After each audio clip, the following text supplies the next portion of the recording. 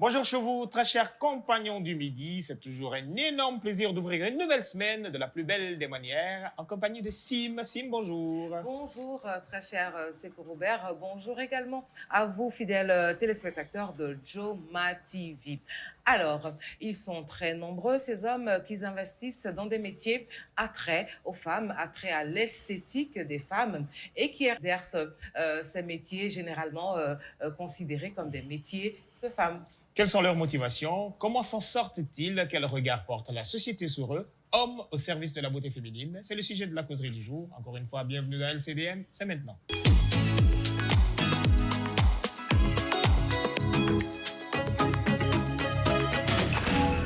Ils sont avec nous sur ce plateau. Je parle donc des chroniqueurs et bien sûr notre invité du jour. Il se nomme Julgar Naïnabé. Il est le gérant de J-Shopping. Vous avez sans doute dû voir un petit peu voilà, cette enseigne comme ça, J-Shopping. On va être avec lui tout à l'heure. Déjà, on va annoncer nos chroniqueurs maison pour un petit peu garder l'effet de surprise. Djibril Cissé est avec nous, chroniqueur maison. Bonjour. Bonjour Simani, bonjour Robert et bonjour à nos millions de téléspectateurs qui nous suivent de partout. Merci. Bonjour Sarata. Bonjour Sim, bonjour Robert et bonjour à nos téléspectateurs. On n'a pas rajouté docteur aujourd'hui, à quoi? Ah, aujourd'hui, il n'y a pas de docteur, aujourd'hui, il n'y a pas de princesse. Non, aujourd'hui, je dis esthéticienne Sarata, princesse Fofana. Comment ça va? Oui, ça va. Sim, ça va. Robert, tu vas bien? Super. Bonjour à nos téléspectateurs alors. Voilà, il est là, Julgar de J-Shopping, le gérant de J-Shopping, pour parler un petit peu de ses activités et de ses métiers. Bonjour Julgar. Bonjour madame. Comment ça va? Oui, ça va bien, merci. J'ai réussi à dire votre nom. On était un petit peu inquiets. Ouais. Comment j'allais faire pour prononcer, avez quand même mais réussi, Dieu merci. merci. Donc, Julgar est le gérant de J-Shopping, spécialisé dans la vente de mèches. Oui, évidemment. D'accord. Quel genre de mèches? Et parlez-nous Bon, un peu nous vendons plus. des mèches communément appelées chez nous les mèches brésiliennes. Des mèches brésiliennes. Voilà, pour ceux qui ne savent pas, parce que quand on parle des mèches brésiliennes, c'est vraiment catégorisé, D'accord. que les gens ne comprennent pas. Mais bon, en global ici, on appelle ça là les mèches brésiliennes. D'accord. Il y a les mèches quand Évidemment. même brésiliennes, il y a les mèches indiennes. Péruviennes. Aussi, Oui, ça diffère. ça, en fait, non, oui, ça diffère, mais pour globaliser, c'est ce que je viens de dire, pour globaliser, On dit mèches. on appelle ça là ici les mèches brésiliennes. D'accord. Mais les mèches brésiliennes aussi sont catégorisées par plusieurs qualités. D'accord. Voilà, par exemple, on peut prendre d'abord par les grades. Mhm. Les grades, c'est la plus basse qualité. Il y a D'accord. grade 5A, 6A, 7A, jusqu'à 10. C'est la texture Oui, des la mèches. texture en fait. D'accord. Donc, à partir des grades, on arrive maintenant, il y a ce qu'on appelle du péruvien, D'accord. il y a ce qu'on appelle du roher, D'accord. il y a S'y ce connaît qu'on- bien. il y a- D'accord. il y a ce qu'on Oui. appelle aussi, comment on appelle ça, du bone straight. D'accord. Du coup, c'est comme ça. Mais les gens, ils globalisent parce qu'ils ne D'accord. connaissent pas. Ouais. C'est très bien. Alors, on allait poser la question, hein, comment vous êtes arrivé dans ce secteur de vente de mèches? Bon, et principalement, moi, tout a commencé, c'est quand je suis parti en Chine, parce que c'est là-bas que j'ai étudié. Très bien. Voilà, j'ai mon master en MBA, et un Master Business Administration, Très bien. et à l'université Zhejiang Normal University. Donc, c'est quand je suis arrivé en Chine, comme vous savez déjà, les étudiants, ils n'ont pas l'opportunité de travailler. Oui. Du coup, il faut forcément faire quelque chose pour t'en sortir. D'accord. Donc, à partir de là, déjà, je souligne que je travaille avec ma fiancée, D'accord. déjà que j'ai laissé au pays ici, et je suis parti. Ok. Donc, quand je suis arrivé là-bas, et on a commencé avec la vente en ligne Très sur bien. Facebook. D'accord. Du coup, vu qu'elle était un peu suivie sur les réseaux sociaux, moi aussi, j'étais suivi sur les réseaux sociaux, Snapchat, Insta, tout. Du coup, on a commencé à poster des images, mais tout n'a pas commencé par les mèches. On a commencé avec les petits articles, vous D'accord. voyez. Du coup, juste histoire de souvenir à tes petits besoins et tout. Normal. Voilà, du coup, on a continué à vendre, on met sur des réseaux. À l'époque, on n'avait même pas d'argent pour payer déjà les marchandises. D'accord. D'accord, on prenait les commandes avec les gens. Quand elle a une commande, elle m'envoie. D'accord. Quand j'ai une commande aussi, j'enregistre et tout. D'accord. Et après, on achète les produits, on envoie en Guinée ici. D'accord. Donc, on a continué à travailler comme ça. Mm. Et après un moment, elle a décidé aussi de venir en Chine pour les études. Du coup, on était dans la même université. Et après, quand elle a fini ses cours de langue chinoise, elle s'est retournée au pays. Du coup, on a continué encore à travailler en ligne, mais franchement, elle était sur le terrain et moi, j'étais en Chine. Du coup, quand il y a des commandes, elle m'envoie et puis je paye des marchandises, j'envoie et puis elle fait la livraison à domicile. Très bien. Donc, c'est comme ça on a continué jusqu'à ce que un moment, et je crois un jour, j'étais là à la maison, je crois. J'ai une cousine qui m'appelle et qui me fait agile. J'ai appris que presque toutes les mèches viennent de la Chine et tout. Est-ce que tu peux m'aider à avoir une perruque et tout? J'ai fait, mais moi, je ne connais pas ce domaine, du coup. Mais je vais quand même aller voir. Du coup, j'ai contacté des fournisseurs. Je suis parti les voir en personne et tout. Quand je suis arrivé, je lui ai envoyé les prix. Elle me dit que ça l'arrange. Donc, depuis le jour-là... Tu as compris qu'il y a intérêt dedans. Oui, tu vois, j'ai compris, ouais, il y a quelque chose qui est dedans et tout. Du coup, j'ai appelé mon associé ici, qui est encore ma fiancée et tout. Du coup, je l'ai en parlé, j'ai fait, du coup, on a duré dans l'autre business là, non, rien ne bouge. Du coup, qu'est-ce qu'on fait? On essaie de voir les mèches et tout. Voilà, du coup, j'ai acheté les mèches. Et non, on a continué encore à faire la vente en ligne. D'accord, les gens amenaient l'argent, on achète et puis voilà. C'est comme ça qu'on a économisé jusqu'à ce qu'on a placé la première boutique. Très bien. Et je crois le mois passé, l'année passée encore, on a eu à mettre la deuxième boutique en place. Mais la deuxième boutique, quand même, là-bas, on appelle là-bas J-Shopping Classique. Là où on vend les sacs des marques, des talons, tout, certifiés surtout. OK. Et moi, c'est que ça lui sort. Et si, tu sais, la question que je me pose, c'est quoi? C'est, bon, on voit tout ça, ça rapporte de l'argent et tout. Les gens, ils sont dedans parce que ça rapporte du bénéfice. Mais en gros, moi, la grosse question que je me pose, au début, tu as expérimenté, tu as vu que c'était bon. Tu pouvais faire ça, une activité annexe que tu pouvais faire, surtout que tu as eu de bonnes études à faire. Mais qu'est-ce qui t'a poussé vraiment à travailler pour femmes? Parce que c'est ça, hein? Tu travailles pour les femmes, là. Bon, en fait, vous savez, on dit que le destin est inévitable. Déjà que moi, j'ai étudié le commerce, voilà, qui est MBA. Du coup, c'est pas comme si je le fais. Je pense que ça, là, c'est mon métier, en fait. Tu vois, voilà, c'est mon métier. En général, vendre, c'est mon voilà, métier. vous voyez, moi, voilà, par exemple, quand on prend l'exemple sur la Chine, le Chinois ne forme pas pour que tu travailles pour quelqu'un. Il te forme pour que tu puisses entreprendre. Donc, quel que soit le domaine, c'est que c'est pas par affinité, c'est vraiment mon travail, le business. Et c'est au fil du temps comme ça que vous avez appris à connaître la texture des mèches? Oui, au début. Comment ça s'est fait? Voilà, au début, c'est un peu compliqué. Tu le fais et tu n'as pas beaucoup d'expérience dedans. Et parce que pour comprendre une bonne mèche, franchement, c'est difficile. C'est très, très difficile. Il faut travailler. Et quand je me suis vraiment lancé dedans, et j'ai dit, OK, là, c'est le domaine là qu'on a choisi. Du coup, il faut que j'ai plusieurs connaissances dedans.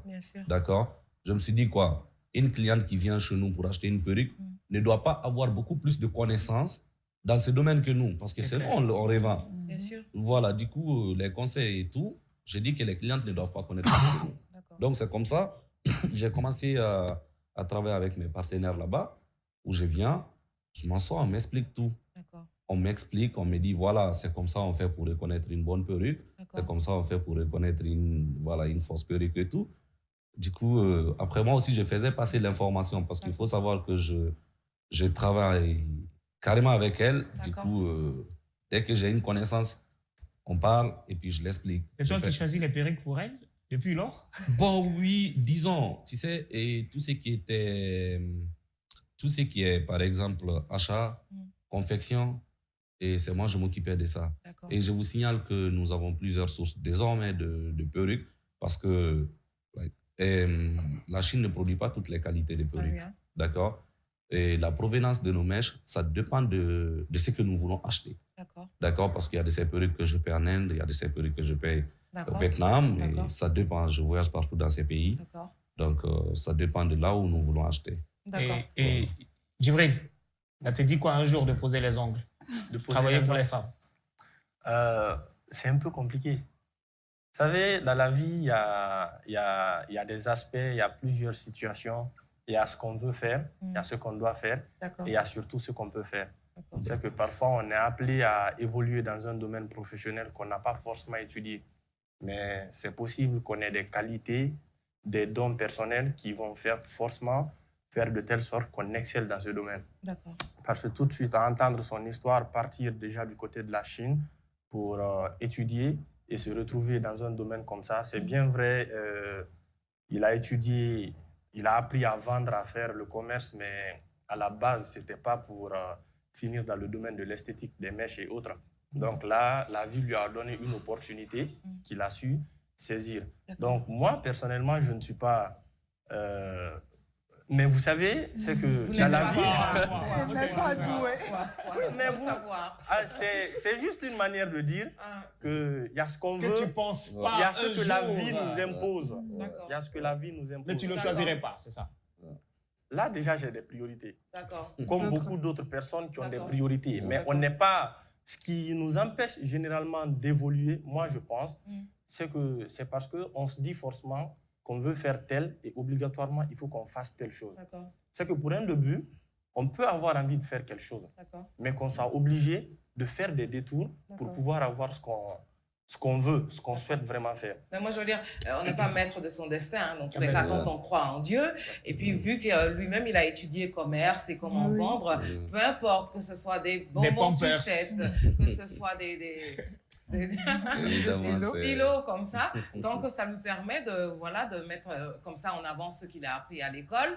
Ça va, il est toujours dans le même concept, il est toujours dans ses cours, il est toujours dans son parcours. Il vend, il arrive à vendre. Et puis, Dieu merci, ça marche bien. Moi, j'allais venir à toi à un moment donné parce que toi, aussi, Djibril, tu es mannequin. Donc, le mannequinat, c'est aussi un métier qui à l'époque était considéré, hein. Aujourd'hui, c'est vrai, ça n'existe plus, les clichés sont tombés.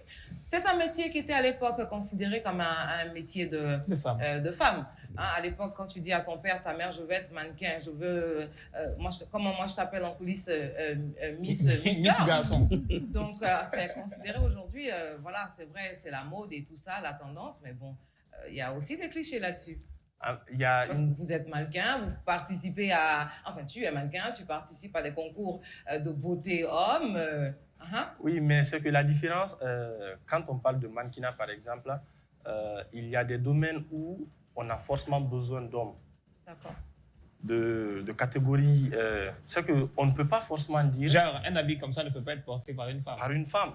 Donc, d'où la diversité. Et de nos jours, on voit...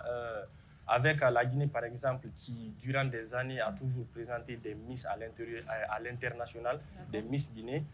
Bientôt, la première édition de Mister Guinée, moi, c'est déjà une initiative que je salue vraiment, parce que ça donne vraiment, ça offre des opportunités aux jeunes d'exprimer leur talent et surtout de ressortir ou de faire connaître ce dont ils sont capables. Et leur beauté. Et surtout, oui, c'est quand on parle de Mister Guinée, ça parle de surtout la beauté physique, mais aussi la beauté intellectuelle. C'est que non seulement ça te permet en fait, ça te permet de booster réellement tes capacités. Parce que vous savez, il n'y a pas que dans la culture, par exemple, il n'y a pas que la musique, il n'y a pas que le cinéma, il n'y a pas que ce qui est vu dans la vie de tous les jours. Il y a aussi des domaines où d'autres personnes ont plein de talent et ils ont envie vraiment de s'exprimer. Et pourtant, tu as fait d'autres études. Oui, j'ai fait d'autres. C'est ce que j'ai dit. Il y a ce qu'on étudie, il y a ce qu'on a envie de faire, mais il y a aussi ce qu'on doit faire. Pourquoi tu as fait mannequinage?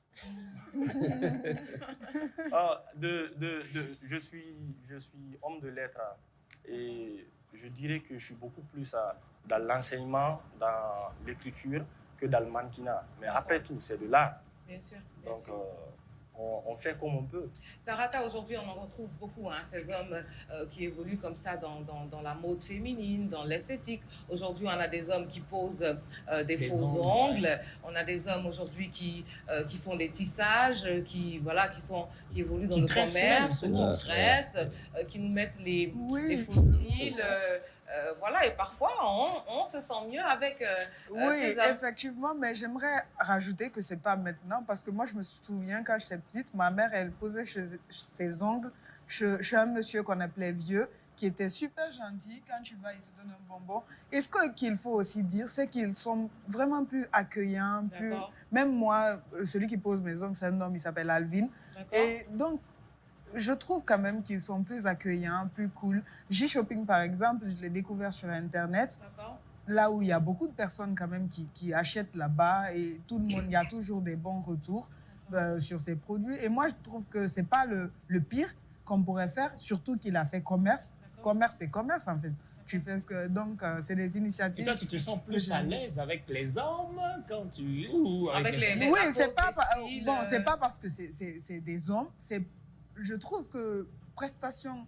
qualité-service, en fait, ils sont meilleurs. Voilà. Ils sont plus minutieux et ils sont plus, je sais pas, ouverts. Ils tiennent beaucoup compte des détails. Voilà, ils tiennent compte des détails, de comment, ce que tu veux vraiment, ce que tu fais. Bon, c'est pas une comparaison parce qu'il y a des femmes aussi qui accueillent très bien.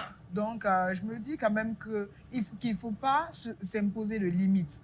Tant qu'on peut faire, il faut le faire. Il n'y a pas de métier pour homme, ni de métier pour femme. Ça dépend de ce que tu veux faire. Et bon, dire qu'il travaille au service des femmes, c'est pas vraiment au service, il travaille au service de tout le monde en fait, parce que quand tu... Mais moi, je ne vais pas acheter perruque là-bas. Non, tu vas pas t'acheter une perruque, mais tu vas acheter une perruque pour ta copine, pour lui faire plaisir, et tu vas acheter pour Sarata, et après Sarata va dire partout, Robert il est gentil, il m'a acheté une perruque chez J-Shopping. Voilà, le message il est passé. Je pense que je voulais faire une toute petite précision. Et je voulais dire de ne pas confondre le commerce au service. Bien sûr. D'accord? Et les hommes dont vous avez parlé tout à l'heure, ils font le service. Et moi, par contre, je fais le commerce. D'accord?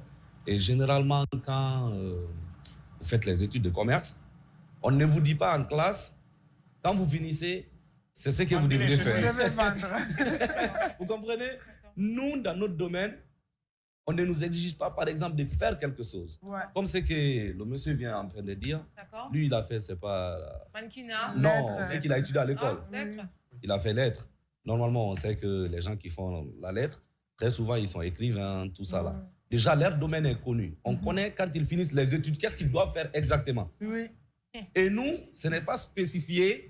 Dire que quand tu finis les études, c'est ce que tu dois faire. C'est clair. Oui. D'accord? Tu fais le commerce. Tu vends ce que Tu va vends. te rapporter quelque Vous chose. comprenez? Voilà. Tu vends et tu essaies de te baser un peu sur ce qui t'arrange et ce que tu comprends de mieux. Ouais. Voilà, du coup, je pense que c'est vraiment pas un tabou. C'est... Ouais. En fait, je pense que ça... C'est normal. C'est comme si on dit Ouais, voilà, vous voyez, qui vend des strings. vous voyez, Voilà, c'est normal. Bon, je vous explique, madame, je vous explique. Hein. Alors, où est le mal Au à jour ça? d'aujourd'hui, on porte tous des maquisards et consorts. Ouais. Mais c'est beaucoup plus vendu par qui? Par les femmes. Parlez Ouais, quand même. C'est vrai, c'est vrai. Je Ouais. suis d'accord. C'est du commerce. Les débardeurs, les Les caleçons débardeurs, les américains. caleçons, c'est beaucoup C'est plus du vendu par les commerce. femmes. Hein, c'est du D'accord? commerce. C'est vrai, les strings sont Les beaucoup plus strings vendus sont par les hommes. Voilà, vous voyez un peu. Donc, cela fait que pour nous, on ne te dit pas c'est ce que tu dois faire. Ouais. Voilà, du coup, tu fais ce que tu comprends de mieux. Oui, ce qui Voilà, t'arrange le et- plus, ce qui rapporte le plus. Voilà, ce qui Et rapporte. ce dans quoi tu te sens à Oui, l'aise, bien quoi. sûr. Mais Bien il sûr. arrive quand même, quoique Jules soit vendeur et tout ça, que tu arrives à donner ton expertise. Vu que tu connais la texture, la qualité des mèches, Oui, hein. à un moment donné, tu ne vas pas que vendre, dire oui, ça c'est bon, c'est joli, c'est très bon, c'est du AB A1. La dame va peut-être mettre la perruque sur la tête, demander si c'est joli. Oui, bon, ou très pas. souvent, bon, on prend l'exemple, j'intervenais beaucoup plus quand j'étais là-bas. Mais actuellement, comme j'ai des employés, déjà, il y a au moins 5 ou 6 personnes qui travaillent avec moi, Ah, qui c'est sont bien. salariés à J-Shopping. D'accord. Du coup, dans ces trucs-là, j'interviens rarement. D'accord. Moi, actuellement, là, franchement, c'est comme si je ne connais rien de J-Shopping. Moi, je suis à la caisse là-bas. Comment ça se Et passe madame, avec elle madame s'occupe de tout ce qui est... Comment ça se passe clientèle. avec madame? Si, par exemple, il y a une cliente qui vient, on connaît Formalet Jalousie, hein. Ouais. Il y a une cliente qui vient, elle pose sa perruque, et puis elle dit, comment tu me trouves? C'est joli? Oh, mon frère, je T'as pense pas que ce problème avec c'est voilà, c'est la chose la plus difficile. Travailler avec ta femme Ouais.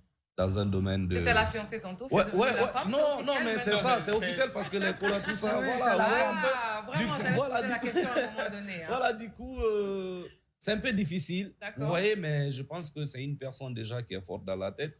Parce que après, quand tu fais ce domaine, tu es beaucoup rapproché par les femmes. D'accord. Et c'est pas comme si elles viennent, elles veulent de toi, non. Mais voilà, il faut toujours mettre quand même le côté professionnel Oui. dans le travail parce que... Même si elles veulent de toi. Non, même si elles veulent de toi, ça, tu mets ça là de côté. Toi, tu Oui, vois que c'est ton travail que tu professionnel. fais, c'est professionnel. Ça, c'est clair. Du coup, je pense que c'est une personne déjà qui est forte, qui ne voit pas ça.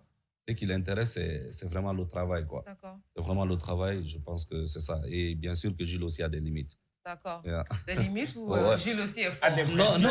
Non, il a ses limites, il a ses principes et tout. Voilà, parce que après, c'est un domaine, pour réussir dedans, je pense qu'il faut beaucoup éviter les femmes. Parce que le problème est que vous faites ça, et, disons, quand vous offrez, aussi, quand vous donnez par exemple une perruque à une femme, c'est pas moins d'1 million, c'est pas moins de 2 millions. Donc imaginez que vous avez des copines ici, par-ci, par-là. Combien de perruques vous donnez le mois? Et ça vous fait combien de millions? C'est clair. Ça vous fait les 20 millions bêtement. Voilà, évidemment, du coup, il faut être mentalement fort. C'est canalisé, hein, évidemment. Pour ces personnes qui ont des grands salons de coiffure, d'esthétique, c'est vrai que les belles dames passent par là. Il faut savoir se retenir. Il y a évidemment, parce que tout le monde vient déjà avec ses objectifs et tout.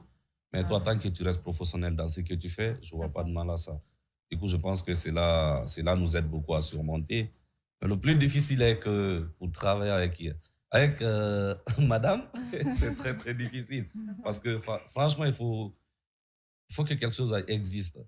Sinon, tout le temps, c'est des disputes. Mais bon, après, on dit, ouais, si c'était le travail, et puis on passe à autre chose. On rentre à la maison, voilà, on passe à autre chose, évidemment. Est-ce que Djibril, ça te dirait, pourquoi pas, un jour, c'est vrai, tu es comme ça, tu as envie de faire lettres, et puis mannequinat et tout ça. Est-ce que parmi tous les métiers qui existent en ce moment, attrait aux femmes, esthétique, pose de mèche, pose de cils, si tu avais un choix à faire, enfin un choix exigé, tu allais choisir quoi? Ce serait quoi? Manicure, pédicure. L'activité qui me rapporte le plus. Oui, mais comment tu sais déjà que cette activité te rapporte le plus? Qu'est-ce qui te dérangerait pas de... Qu'est-ce qui te dérangerait? Ouais.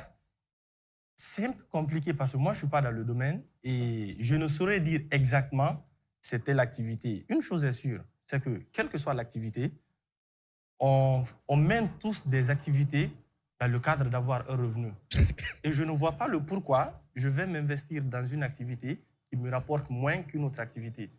Dire que c'est dans le domaine de l'esthétique, des mèches et autres, vous savez, c'est le secteur aujourd'hui où il y a le plus de fonds, le plus d'argent. C'est que les gens, ils ridiculisent, ils minimisent, d'autres, ils ne tiennent pas compte de ce secteur. Mais nous voyons, à l'image de ce monsieur, c'est que des personnes qui sont dans ce domaine, des mèches, des produits cosmétiques et autres, vous savez, la femme, nous les hommes, par exemple, on hésite à mettre de l'argent. C'est qu'on est réticent à l'idée de prendre une grande somme et partir vers certaines choses pour nous rendre plaisir, pour nous faire plaisir. Mais quand il s'agit de la femme, elle est capable de tout juste pour qu'elle se sente belle. Et le milieu de l'esthétique aujourd'hui, quand on est dedans, je vous assure, c'est que non seulement, comme vous l'avez si bien dit, vous faites de belles rencontres et tout, mais c'est un milieu qui rapporte le plus. Et moi, je ne vois pas de mal à cela du moment où tu gagnes ta vie, tu ne fais du mal à personne et tu es dans un domaine légal, tu n'es pas dans l'illicite et autres. Tu prends ton argent, tu investis, tu as un retour conséquent. Je ne vois pas du tout de mal. Ça reste un commerce. Ça reste un commerce. Un petit peu pour ces clichés, hein, parce qu'on se connaît dans notre société. Dès qu'on voit un homme, un jeune homme en train de maquiller des filles ou en train de faire des choses de maquillage, d'esthétique, tout de suite, on commence à dire « Ah, est-ce qu'il n'est pas un petit peu de... » Je vais m'abstenir de le dire. Il est un petit peu comme ça et tout ça. Je pensais la même chose. Chaque fois que je voyais des hommes qui faisaient qui posaient des ongles pour les gens, je me disais « Mais attends, c'est bizarre ça. » À un moment, je suis venu une fois m'asseoir à côté d'un jeune, je l'ai regardé et en fin de journée, imagine combien il avait. Ça va, c'est pas moi-même. C'est carrément un métier. Hein. C'est carrément un métier. Et après, ça dépend aussi, hein, ça dépend de l'objectif. Et c'est pourquoi j'ai dit que, quel que soit ce que tu fais dans la vie, il faut que tu restes professionnel. Pour rester professionnel, par exemple, nous, on fait par exemple la vente.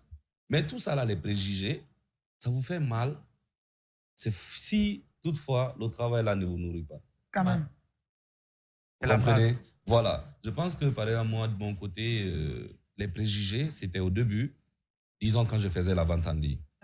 D'accord, parce que vu que j'étais là, vu que j'étais là, vu que j'étais là et tout, avec les amis, j'étais pas mal connu et tout. Du coup, je me retrouve de l'autre côté, on me voit poster des trucs.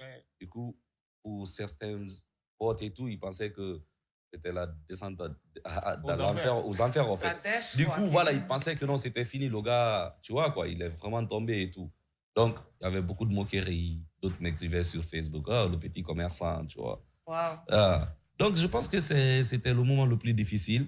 Mais imaginez que, par exemple, moi, j'étais là-bas, j'étais dans le cadre privé, dans l'une des plus grandes universités chinoises, mais à travers les petites activités qui arrivaient, moi, à payer ma scolarité.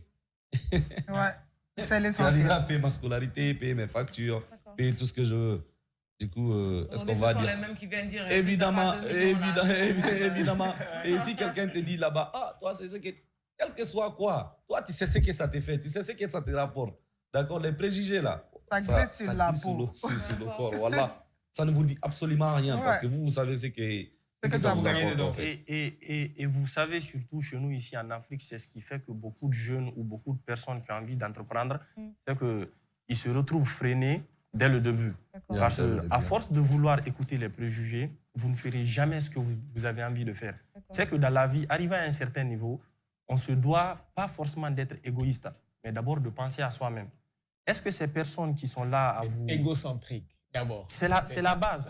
Ces personnes qui sont là à dire « Ah, le monsieur, il fait tel. » Si vous arrêtez votre activité, est-ce que cette personne est en mesure de subvenir à vos besoins les plus primaires?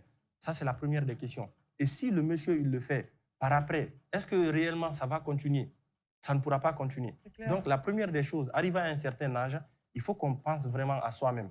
Qu'est-ce qui peut nous rendre heureux? Si c'est telle activité, si c'est tel domaine, bah, lancez-vous dedans. C'est qu'arrivé à un certain niveau, il faut qu'on arrête de vivre pour les gens et qu'on vive pour soi-même. Et qu'on vive surtout dans l'idée qu'on parvienne à subvenir à nos propres besoins. Et si on a une activité, que ce soit poser des ongles, que ce soit faire des mèches ou je ne sais quoi, c'est que tant que vous vous sentez à l'aise dedans, vous n'avez pas besoin de l'avis des gens et autres. Après tout, ce sont les mêmes personnes encore qui vont commencer à vous commander de l'argent et autres. C'est que partager vos publications. Ce sont les mêmes personnes. Non, ils ne vont même pas partager. Hein. Ça, oui, c'est des aigris. Les plus proches, là, ils ne vont jamais partager. Ils ne vont jamais partager. Je pense que c'est quelque chose qui freine beaucoup. Qui freine beaucoup parce que, bon, je souligne aussi que quand on parle de J-Shopping, disons, quand on prend Radia Diaka, mon associé, elle a beaucoup de choses à dire aussi parce qu'elle a une histoire aussi derrière J-Shopping. D'accord. C'est pourquoi quand je parle de J-Shopping, je ne peux pas parler à mon nom personnel. Voilà, je ne peux pas parler à mon nom personnel parce que franchement, je peux dire qu'elle est la pièce maîtresse en fait. D'accord. Aller de l'autre côté, te débrouiller et tout, c'est pas ça. Mais la personne que tu laisses derrière toi, c'est la personne là qui gère tout. Du coup, si la personne veut que tu tombes, tu tombes. Si la personne veut que tu évolues, tu évolues. Donc, c'est pourquoi aujourd'hui, je ne peux pas parler de J-Shopping à mon nom personnel. Je pense qu'elle est la pièce maîtresse de l'entreprise J-Shopping. Si elle nous regarde. Voilà, si elle nous regarde. Coucou, madame. Voilà. Donc, je vous dis que l'entourage, ça freine beaucoup. Dès le début, ça freine, ça te décourage, tu vois. Tout ce que... Moi, par exemple, on ne voit que des inconnus qui partagent. Des inconnus, les gens qu'on n'a jamais connus.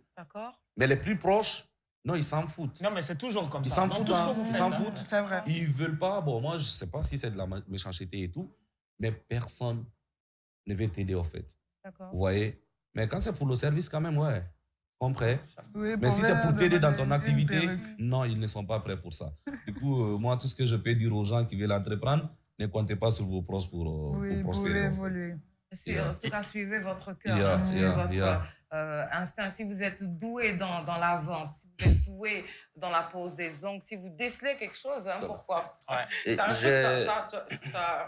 truc que j'aime. Tu sais faire quelque chose, ongles? Non, je sais coiffer. C'est très intéressant. Coiffer, c'est très intéressant. Quelque chose aussi. Hein. J-Shopping, on fait la vente en ligne jusqu'à présent. Parce qu'on a notre site web. Et vous avez commencé par ça.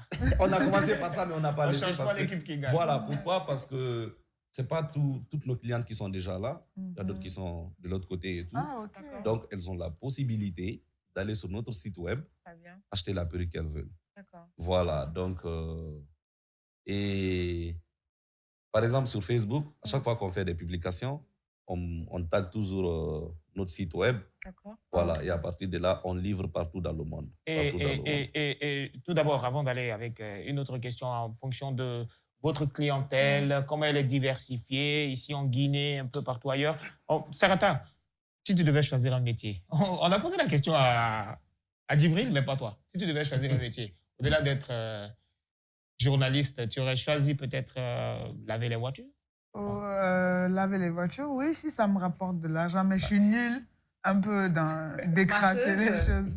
Non, masseuse, je pense pas que j'ai la douceur appropriée. Djibril, masseur, ça c'est Masseur. Oui. Non. Non, mais je crois quand même que j'aurais bien aimé. Mais si c'est bien payé, je le ferai. C'est bien payé, oui, c'est bien payé. C'est bien payé, mon ami. Je le ferai, tant que c'est pour gagner ma vie. Ouais. Vous savez, j'ai eu la chance de côtoyer certaines personnes. Au début, quand ils étaient là, ils étaient dans le domaine du mannequinat, tout et tout, mais même au sein de leur famille, ils étaient repris. En fait, il y avait trop de pression. Tu n'as pas trouvé autre métier, c'est ceci, c'est cela. Le gars, il était à la fois, il faisait des défilés de mode et autres, mais il chantait. Et il se trouve que dans leur famille, apparemment, chanter, c'était carrément interdit. Il est resté dedans, il est parti du côté de la France. De la France, il est maintenant en Belgique. Il est dans une agence de mannequinat et il a commencé à chanter. En fait, il est dans le rap maintenant. Mais quand il te raconte réellement ce qu'il gagne par mois ou à travers ses activités et autres, sais que tu as du mal à imaginer vraiment que rien qu'avec ce qu'il est en train de faire, qu'il parvient à subvenir. Il a même acheté maintenant une parcelle. J'ai un ami avec lequel j'ai fait le collège, mais quand il me raconte ce qu'il est en train de faire, juste à travers ces deux activités, tu te dis, bah, franchement, ça ne sert absolument à rien de regarder les gens ou d'écouter l'avis des gens à arriver à un certain niveau. Yeah. Il faut penser à soi-même. Qu'est-ce qui te rend heureux? Lui, dans sa famille, il y a toujours eu cette pression. Tu ne chantes pas, tu ne chantes pas. Dans notre famille, il n'y a jamais eu de chanteur. Tu ne feras jamais ça. Le mannequinat, la mode, ce n'est pas notre famille. Mais lui, il a persévéré. Pourquoi? Parce qu'il avait confiance en lui-même. Et déjà, en termes de mannequinat, il avait la taille qu'il fallait et il avait vraiment tout ce qu'il fallait. Tout était bien bâti. Tout. Et il est resté dedans, il est parti pour les études. Entre-temps, il partait à l'école, il était dans le domaine du mannequinat, il est maintenant au sein d'une agence et il continue encore à faire de la musique. Donc, comme quoi, c'est pour dire qu'on peut tout faire. Hein, il n'y a pas de sous-métier. Il n'y en a pas.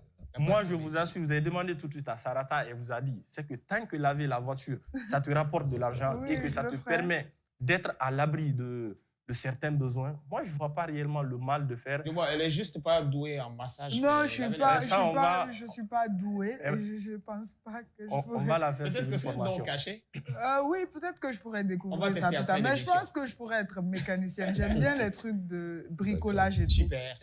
C'est très intéressant. Super. Et vous, chez vous, par exemple, on parle de votre clientèle aujourd'hui. Comment elle est diversifiée? Comment vous faites d'ailleurs avec vos clients?